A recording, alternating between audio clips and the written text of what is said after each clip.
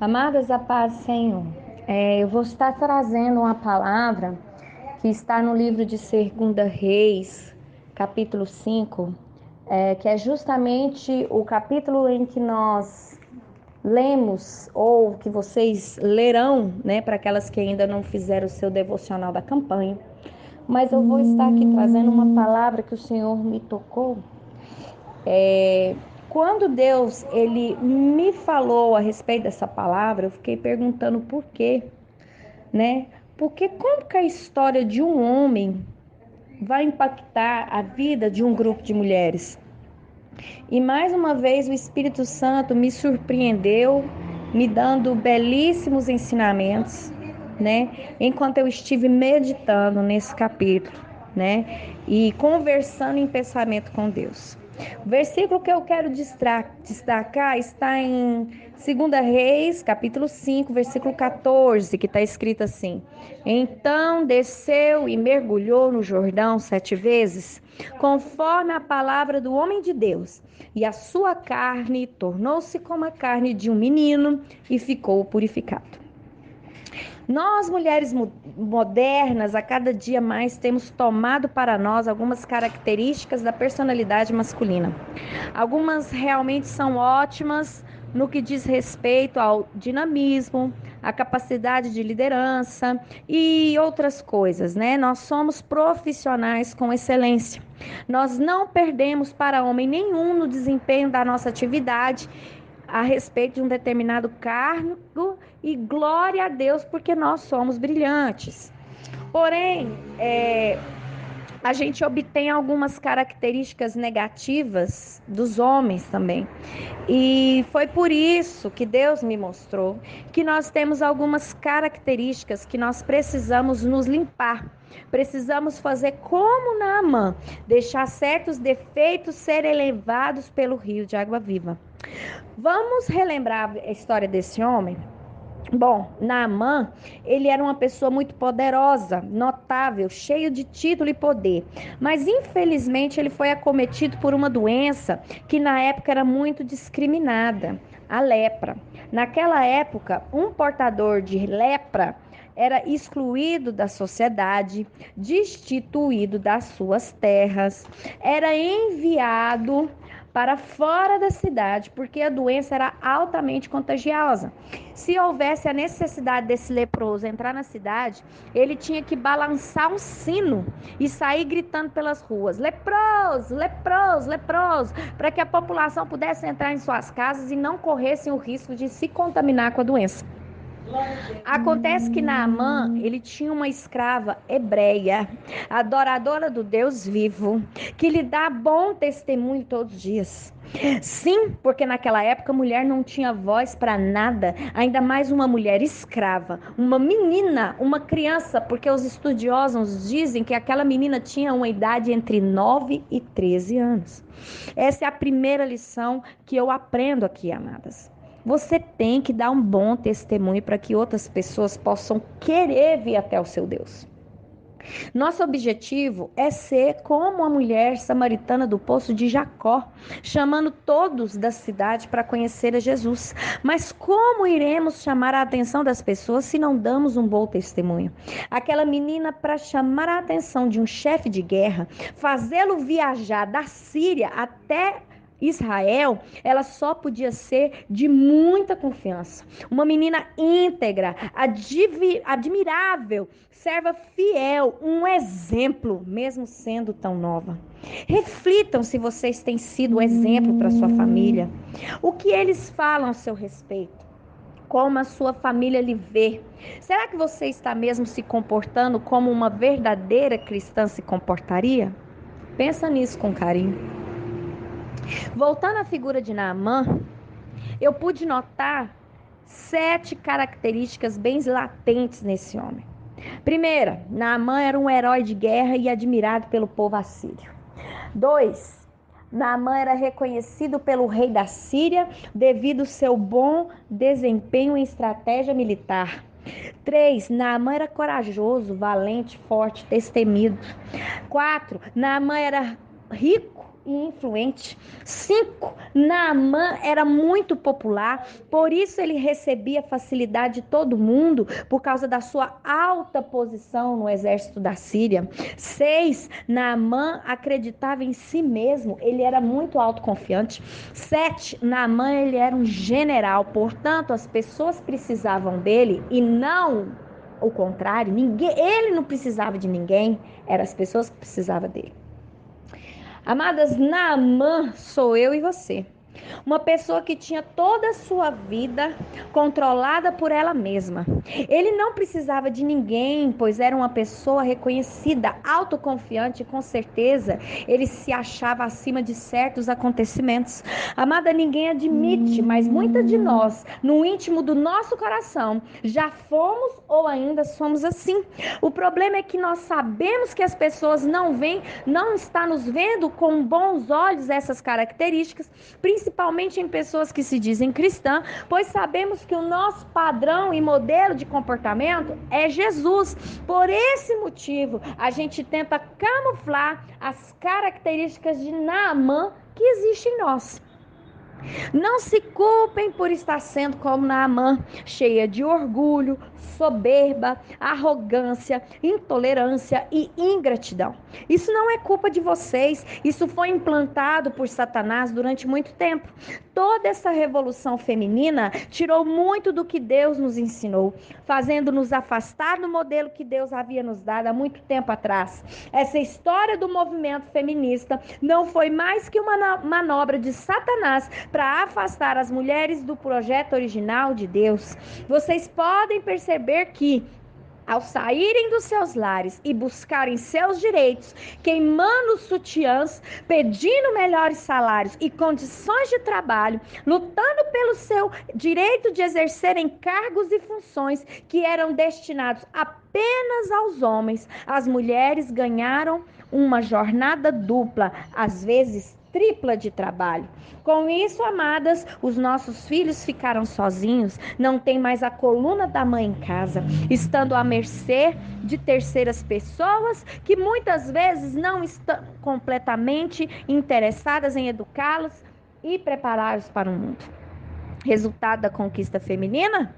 Filhos depressivos, usuários de drogas, marginalizados e revoltados. Hoje em dia, a depressão, o trauma e o estresse atacam crianças diariamente, coisa que não existia há 30 anos atrás. Não estou dizendo que sou contra a mulher ter seu emprego, a sua carreira profissional. Claro que não. Seria hipocrisia, porque eu sou auditora, contadora, eu tenho uma profissão. E o meu dia também é praticamente trancada dentro do escritório. Minhas queridas, devemos sempre ponderar as coisas. Não esquecemos que optamos por ter uma família. Para tal, precisamos de tempo e energia, pois filhos requerem atenção, maridos também. E quando a mamãe não está a fim de fazer as suas tarefas, os filhos e o marido tendem a ficar decepcionados, pois eles sentem o nosso carinho através da comidinha gostosa que fazemos, da casa cuidada e cheirosa que só a gente consegue deixar, aquela massagem gostosa nos pés do maridão e por aí vai. Vamos começar a voltar um pouco ao modelo de mulher que Deus planejou? Deus nos quer submissas, gentis, educadas, suave ao falar, ajudadoras, harmonizadora, consoladora. Vamos fazer como Naamã? Vamos mergulhar nas águas que jorram do trono de Deus e pedir para que o Senhor nos tire alguns defeitos encontrados neste grande guerreiro. Vamos lá? Olhem, quando Deus me tocou nessa palavra, eu fiquei imaginando as características de Naamã em mim. Procurei buscar na minha memória defeitos que eu tinha que se apresentam na figura de Naamã. O Espírito Santo me indicou 7 defeitos que eu tinha, mas que com a ajuda de Deus foram expulsos do meu ser, para honra e glória do Senhor. Olhem que interessante que o Espírito Santo me mostrou. Primeiro defeito de Naamã e primeiro defeito meu: imponência. No versículo 9, podemos ver que Naamã chega com a sua comitiva até a casa de Eliseu. Isso nos mostra que Naamã pensava que por ele ser um herói de guerra, Deus tinha certa obrigação de curá-lo. Que ao chegar na casa de Eliseu, com toda aquela imponência, com certeza ele teria um tratamento diferenciado. Deixa eu te falar uma coisa, que Deus não precisa de homens poderosos. Deus é Deus. Ele faz tudo pela sua infinita misericórdia e não porque alguém é ou ocupa lugar de destaque na sociedade. Já repararam que às vezes agimos com imponência perante o Senhor? O problema é que nós mascaramos as palavras, o jeito de falar, mas Deus olha o nosso coração. Ele reconhece as nossas verdadeiras atitudes e tudo o que se passa em nossa mente. Quando oramos a Deus e dizemos: Senhor, eu não merecia passar por isso. Senhor, olha para mim, porque é justo eu. Senhor, eu fui traída, eu fui humilhada. Senhor, eu quero justiça. Isso, amadas, é impor a Deus por algo ou alguém. É ou não é? Glória a Deus. E quem Ele é? Ele é o Senhor. Ele está acima de tudo e de todos. A vontade dele é soberana sempre. Como queremos falar em direito, o nosso direito era morrer numa cruz e viver para sempre sendo escravas, capachos do capeta lá no inferno. Essa é que é a verdade. Se Deus não tivesse tido misericórdia das nossas almas, mandando o nosso inocente Jesus para aquela cruz, hoje nós não teríamos a graça da salvação. Glória a Deus. No dia em que para nós essa graça e essa misericórdia forem o bastante nas nossas vidas, aí, amadas, somente aí, nós estaremos aptas a receber alguma coisa do Senhor, mas não por merecimento, porque na realidade não merecemos nada, mas porque Ele nos ama e Ele se agrada de nos fazer feliz, atendendo os desejos do nosso coração. Amém? Glória a Deus, aleluia. Segunda característica de Naamã, que nós também temos: orgulho. Naamã não queria o favor de ninguém, nem a piedade. Ele se achava muito importante para tal. Por isso é que ele levou 300 quilos de prata, 72 quilos de ouro e 10 roupas de festa. Nem todo o dinheiro do mundo compra as bênçãos de Deus. Jesus morreu por nós de graça. Podemos dizer que nunca faríamos isso e que jamais fomos assim. Ah, é? Quantos de nós já oramos a Deus dizendo: Senhor, eu faço tudo o que a Bíblia pede. Eu oro, Senhor. Eu jejuo, Senhor.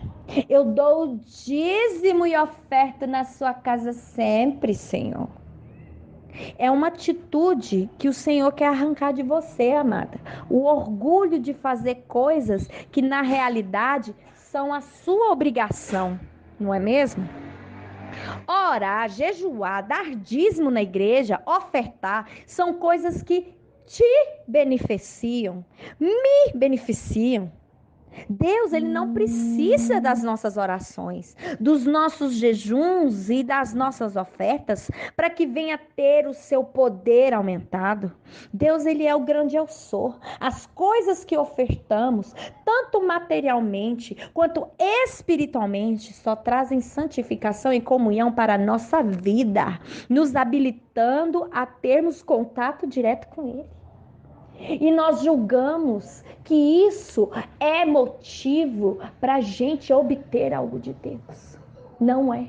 Porque oração, jejum, dízimo, oferta me beneficiam. Nós precisamos entender que com orgulho nós não vamos chegar perto de Deus, porque a Bíblia diz que Deus, ele abate o orgulhoso, o soberbo. Deus odeia esse tipo de atitude. E é uma coisa que Deus quer arrancar de mim, de você. Glória a Deus. Terceira atitude, soberba.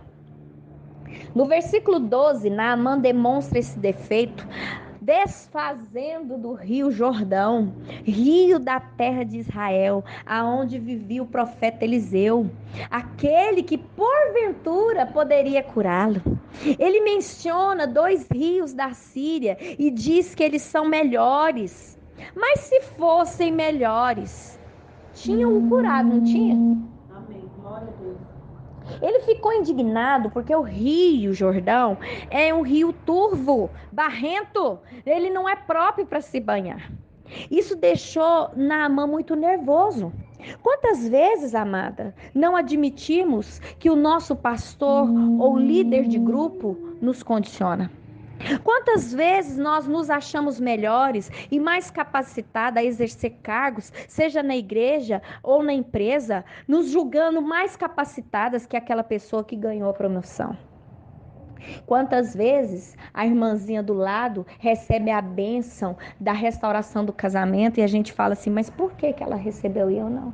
Eu estou há mais tempo na sua presença, eu jejuo mais, eu oro mais, eu faço mais pelo Senhor, eu estou há 5 anos e ela está só há 2 meses, o Senhor já restaurou o casamento dela e por que o meu não? É ou não é assim? Às vezes a gente mascara, a gente fala que não é, mas a gente se sente assim. E de Deus a gente não esconde. Podemos, às vezes, não falar em voz alta, mas muitas vezes o sentimento habita o nosso coração. E a palavra do Senhor diz que o Senhor não vê como o homem vê, mas Deus vê o nosso coração. Quantas vezes nós fomos corrigidas por uma amiga ou uma estranha que as nossas atitudes não estavam condizendo com a palavra do Senhor e nós batemos boca com essa pessoa por achar que nós tínhamos razão em fazer certas coisas e aquela pessoa não tinha o direito de nos julgar. Quando que na realidade, dentro de nós, sabemos que aquela pessoa estava dizendo apenas a verdade.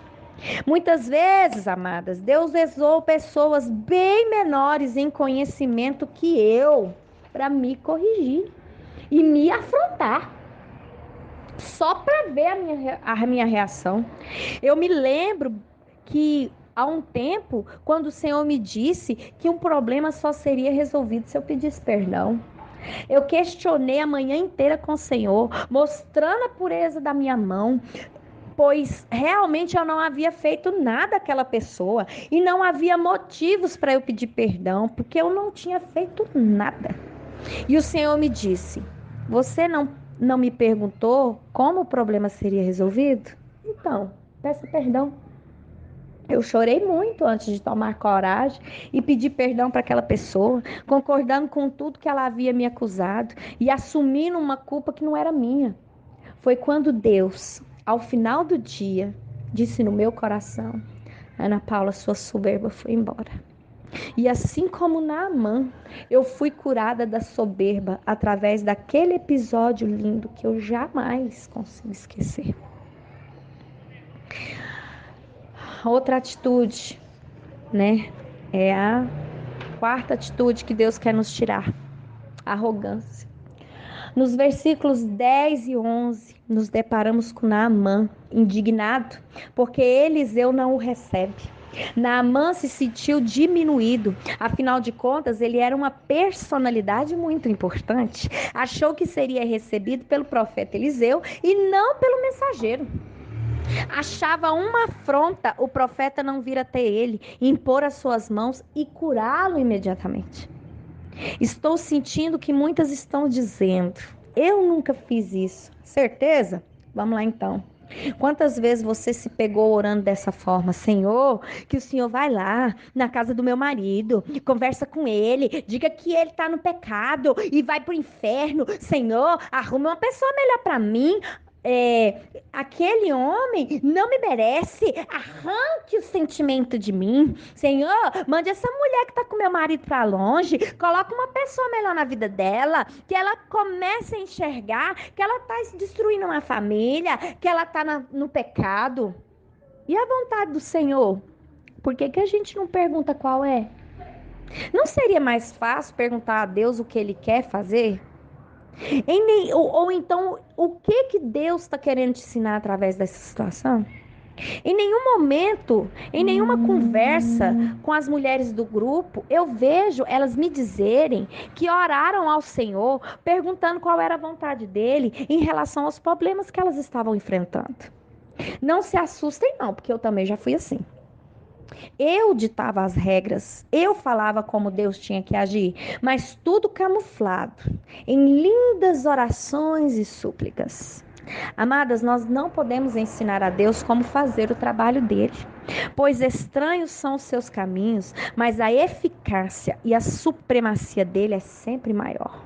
Ele sabe como agir para convencer as pessoas e trazê-los aos pés de Jesus. A gente não sabe. Se nós soubéssemos como fazer isso, os nossos maridos estariam conosco e nós não precisaríamos da graça e a misericórdia para conseguir isso, não é verdade? Então, amadas, aprenda a confiar no Senhor.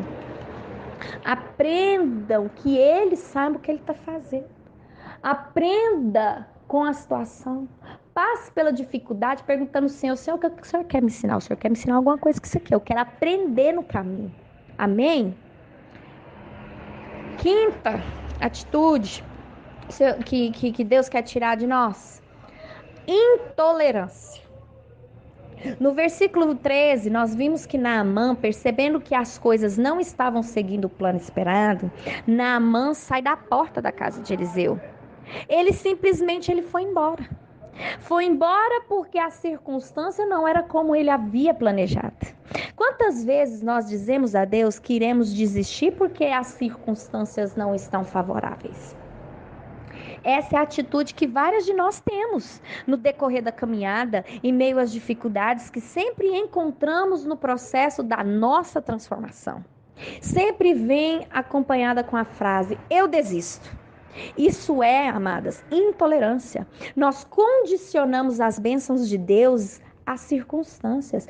Quando a palavra do Senhor é clara e Deus escolheu as coisas vis desse mundo e as desprezíveis e as que não são para aniquilar as que são. Está lá em 1 Coríntios 1:28. Meninas, só por esse versículo podemos notar que o método de trabalho do Senhor é totalmente diferente do nosso. Ele escolhe as coisas loucas para confundir os sábios, escolhe as coisas más para confundir os bons e por aí vai. Cabe a nós confiarmos no poder de Deus e tolerarmos o momento de dificuldade e provação. Quando estou em dificuldade ou em meio de circunstâncias adversas, eu sempre repito incansavelmente esse versículo. E sabemos que todas as coisas contribuem juntamente para o bem daqueles que amam a Deus e daqueles que são chamados segundo o seu propósito. Está em Romanos 8:28. Tendo em mente isso, eu tenho a certeza de que essas situações irão me beneficiar. E assim vai brotar dentro do meu coração a confiança que o Senhor deseja que eu deposite nele. Começa a decorar esse versículo também, amada, que você vai ver que essa frase eu desisto vai começar a ser substituída pela frase tudo posso naquele que me fortalece. Sexta atitude que Deus quer tirar de nós: falta de fé, incredulidade. Nos versículos 12 e 13, vemos que Naamã não acreditou que os 7 mergulhos poderiam curá-lo, pois em sua terra haviam rios muito mais limpos e melhores para um banho do que o rio Jordão, que era turvo e cheio de sujeira. Acontece que conosco, quando olhamos as circunstâncias e não para o poder do nosso Deus, quando vemos que as pessoas, ou então, vou pegar aqui a situação, os nossos maridos estão mais felizes com a outra mulher, quando estão promovidos no trabalho, mesmo estando em pecado, quando não nos telefona, parecem que estão se divertindo com o nosso sofrimento, e tudo isso balança a nossa fé na ação de Deus, em relação à ação de Deus em nossas vidas. Amadas, é nesse exato momento que Deus quer que você acredite nele, deposite a sua confiança inteiramente e totalmente nele. Deus promove essas circunstâncias contrárias para saber se acreditamos mesmo ou se as nossas palavras não passam de um cristianês falso. Né? A gente fala cristianês, aquelas expressões que geralmente os crentes falam. Tá repreendido, sangue de Jesus tem poder, né? Todo mundo fala isso, mas ninguém usa. Ninguém acredita nessas expressões e nem sabe para que serve isso. né? Então, assim, as pessoas ficam cheias de palavras vazias e expressões que não passam de palavras jogadas ao vento. Porque se você não acredita que o sangue de Jesus tem poder, ele não tem poder mesmo na sua vida, você não acredita? Deus quer saber se você acredita no poder dele e na glória dele, independente se a circunstância é favorável ou não. Você se desanima quando as coisas não saem da maneira que você se imaginou? Você deposita sua confiança em Deus ou em pessoas? As coisas precisam sair da maneira que você desejou? Cuidado, hein? Atitudes assim demonstram a Deus a sua falta de fé. Comece a pedir a Deus mais comunhão com Ele e que o Senhor comece a fazer a grande obra em seu coração e na sua mente. Peça para Deus para lhe mostrar quem você é na verdade. Amém? Se você é Tomé ou você é Abraão. Começa a analisar. Vai lá estudar a vida de Tomé e a vida de Abraão. Vamos ver quem é você. Se você só vai crer na bênção quando ela se concretizar, ou você vai ser igual a Abraão, que só ouviu a voz do Senhor, foi lá para a terra prometida, não sabia nem aonde que era, se ele tinha que ir para a direita ou para a esquerda. O negócio dele era ir. Começa a meditar quem está sendo você. Ingratidão é a última coisa que Deus quer nos tirar, assim como ele tirou de Naamã. No versículo 16, nós vemos que Naamã insistiu para que Eliseu recebesse seus presentes como forma de gratidão pela sua cura. Por ser um homem que nunca havia precisado de favores de ninguém, Naamã inconscientemente oferece todo o ouro, prata e roupas finas a Eliseu, que se recusa porque havia um compromisso com Deus de não receber nada em troca dos milagres que Deus faria às pessoas através de Eliseu. Quantas vezes nós agimos assim? Não podemos negar que muitas vezes, quando nos é feito um favor, nós sempre pensamos uma forma de retribuir o agrado, para que aquele favor não seja cobrado lá na frente. Quantas vezes os nossos maridos vieram com elogios e presentes sem motivos? Cheias do espírito mundano que tomou conta das mulheres, já vamos armadas, jogando o pobre contra a parede com a seguinte pergunta: o que você quer? O que você fez de errado? Amadas, busque na sua memória. Será que seus maridos sempre foram tão ruins com vocês? Não houve felicidade, sorriso, contentamento em alguma parte dessa história, não? Será que esse filho aí que você está orando por ele, toda a vida ele sempre foi ruim? Ele sempre foi difícil? Será que seu patrão, assim, toda a vida sempre foi um péssimo patrão? Eu não sei o que você tem passado, mas começa a buscar aí na memória. Vamos voltar aqui, porque a maioria aqui está com problema no casamento. Porque a imagem do seu marido está tão ruim devido aos fatos e circunstâncias que ocorreram há, sei lá, 2, 3 anos. A maioria das mulheres que já conversaram comigo no inbox do Face ou então aqui no WhatsApp, me disseram que, em média, a situação ficou difícil mais ou menos num período máximo de 3 anos de casamento. Sabe? De casamentos que duraram 20, 15, 10 anos. Será que não temos culpa em nenhuma parte dessa história? Será que em algum momento não exigimos coisas demais desses homens, não? Não exigimos a felicidade que só nós encontramos quando nós conhecemos verdadeiramente a Cristo?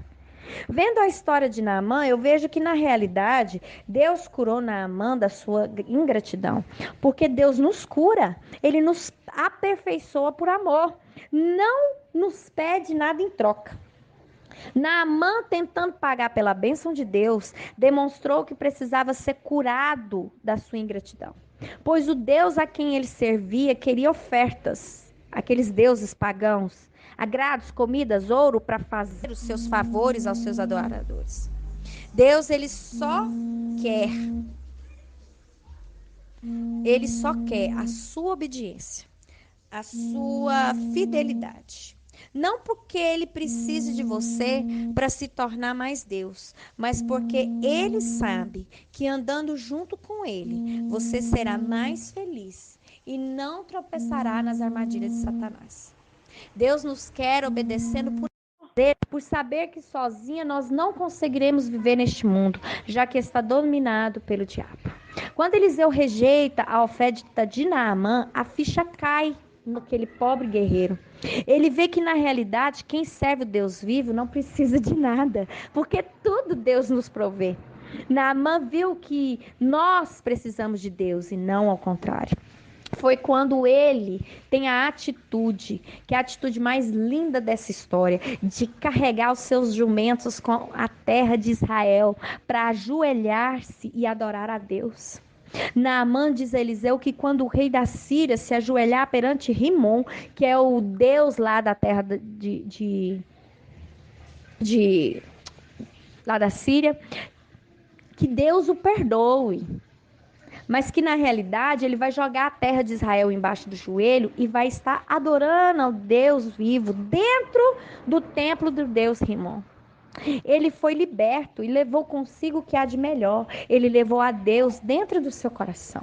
Na Bíblia não cita mais coisas sobre esse grande guerreiro, mas eu posso imaginar que a vida desse homem mudou completamente, pois não há quem tenha experiências profundas com Deus que continue a viver sem ele. Amadas, não se envergonhem de terem quartos escuros em seu coração. Não se envergonhem caso tenham reconhecido alguma atitude de Naamã em você. O Espírito Santo quer te iluminar, acender a luz e ver aquilo que você esconde dentro do seu coração. O intuito de Deus ao me dar essa palavra foi tirar de mim coisas que tirou de Naamã há muitos anos atrás. Defeitos e atitudes que me separavam de Deus, que bloqueavam as bênçãos do Senhor na minha vida e na vida da minha família. Amadas, submetam-se ao molde do Senhor, para que sejam revestidas da sua glória e do seu poder. Vai doer em muitas, como doeu em mim. Mas acreditem no que eu digo. Eu nunca fui tão feliz. Eu me sinto livre hoje, completamente sarada de toda escuridão que havia no meu coração. A cada dia mais, Deus tem me modelado. E todas as vezes que eu olho para dentro de mim, ao ver alguma manchinha, igual a música que eu aprendi, que meus filhos aprendeu, sabe? A música do sabão, que fala assim: o sabão lava meu rostinho, lava meu pezinho. Lá fala sobre a sujeirinha do coração. Eu sei que muito bem Deus pode me limpar. É Jesus, eu não escondo nada, pois tudo Ele pode apagar. Comecem mesmo, agora mesmo, a orar e pedir a Jesus que venha te limpar de todas as imundícies, todas as sujeiras que andam bloqueando as suas bênçãos e sejam cheias do Espírito Santo de Deus. Desculpa a demora, mas essa palavra, ela é grandiosa e eu creio que vários de vocês vão se encontrar no seu coração coisas assim, e Deus vai libertar, vai curar a sua alma. Você vai ser purificada de dentro para fora, assim como Naamã foi. Amém? Fiquem na paz do Senhor Jesus.